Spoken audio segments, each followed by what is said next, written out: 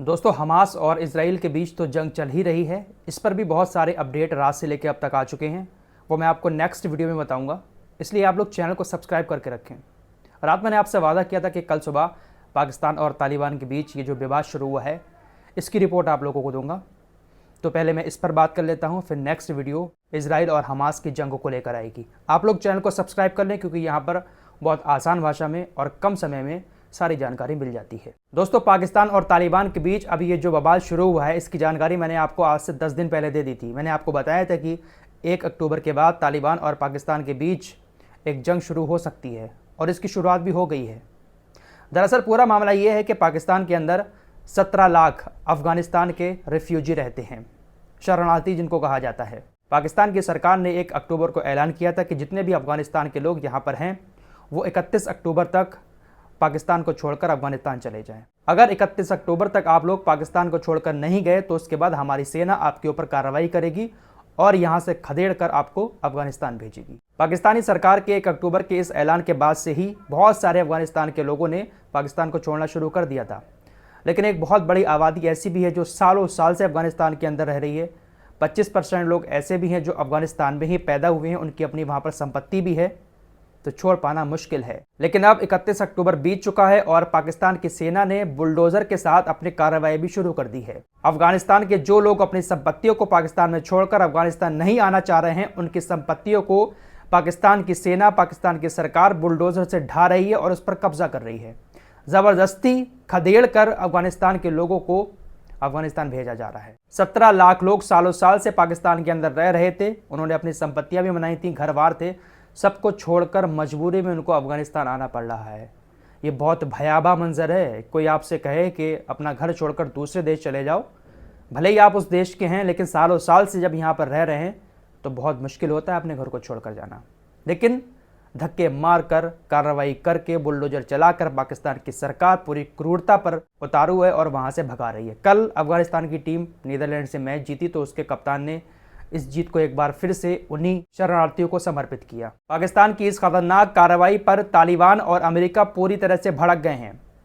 तालिबान के जो संस्थापक थे मुल्ला उमर, उनके बेटे मुल्ला याकूब, जो इस वक्त रक्षा मंत्री भी हैं तालिबानी सरकार में, उन्होंने चेतावनी देते हुए कहा है कि पाकिस्तान ये जो कर रहा है ना, इसके अंजाम बहुत गलत होंगे।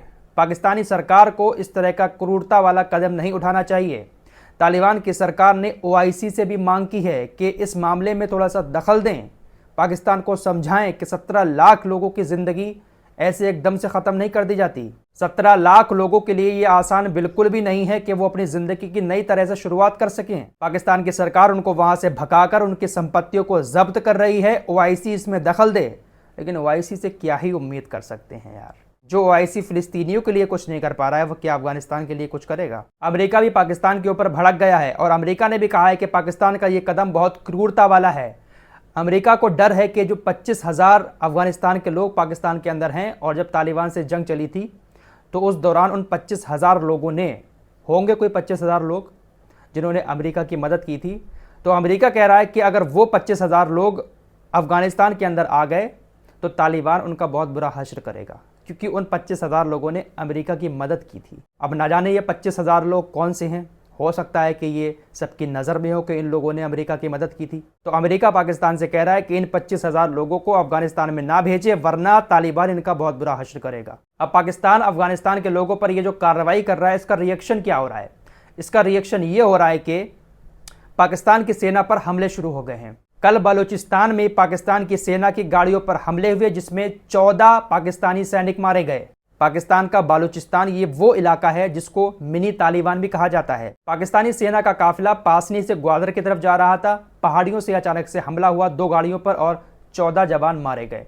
पाकिस्तानी सेना ने इस हमले को आतंकवादी हमला बताया है। इस हमले के बाद पाकिस्तानी सेना ने सर्च ऑपरेशन जारी किया, लेकिन जो हमलावर थे, जिनको आतंकी पाकिस्तान ने बताया, वो भाग खड़े हुए। इसके अलावा पाकिस्तान की वायुसेना के मियांवाली एयरबेस ट्रेनिंग सेंटर पर भी कल आतंकी हमला हुआ है। पाकिस्तान सेना के प्रवक्ता मेजर जनरल अहमद शरीफ चौधरी ने बताया कि 6 आतंकी आए थे, जिसमें से हमने घुसने से पहले ही 3 को मार डाला और जो 3 अंदर घुस गए थे उनको पकड़ लिया गया। इस हमले में पाकिस्तानी वायुसेना के जो 3 विमान खड़े थे उनको बड़ा नुकसान पहुंचा है। तो पाकिस्तान की सेना पर हमले शुरू हो चुके हैं और हो सकता है कि इसके पीछे कहीं ना कहीं तालिबान का ही हाथ हो, क्योंकि तालिबान के जो मुल्ला अमर के बेटे मुल्ला याकूब हैं उन्होंने कहा है कि इसके अंजाम बहुत बुरे होंगे पाकिस्तान ये जो कर रहा है।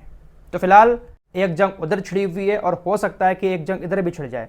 पाकिस्तान ये सब इसलिए कर रहा है, मैं आपको पहले ही बता चुका हूँ, क्योंकि जब तालिबान की सरकार अफगानिस्तान में आई थी तो पाकिस्तान को ऐसा लगा था कि हमारा राज अफगानिस्तान में हो जाएगा, क्योंकि पाकिस्तान ने पूरा समर्थन किया था। लेकिन जैसे ही तालिबान के लोगों ने अफगानिस्तान की सत्ता संभाली, पाकिस्तान को एक तरफ कर दिया। इसी के झुंझलाहट में अब पाकिस्तान इस तरह के कदम उठा रहा है, क्योंकि पाकिस्तान का हमेशा से यही सपना रहा है कि वह अफगानिस्तान के ऊपर राज करे, लेकिन तालिबानियों ने उसको अलग कर दिया। पूरी सत्ता तालिबान अपने आप चला रहा है। इसी वजह से पाकिस्तान ये क्रूरता वाला कदम उठा रहा है। देखते हैं कि भाई क्या हालात बनते हैं। फिलहाल 17 लाख लोग बहुत बुरी तरीके से ज़िंदगी और मौत के मुंह में फंसे हुए हैं। बहुत जल्द हाजिर होंगे एक और नई वीडियो के साथ। चैनल पर पहली बार आए हैं सब्सक्राइब कर सकते हैं।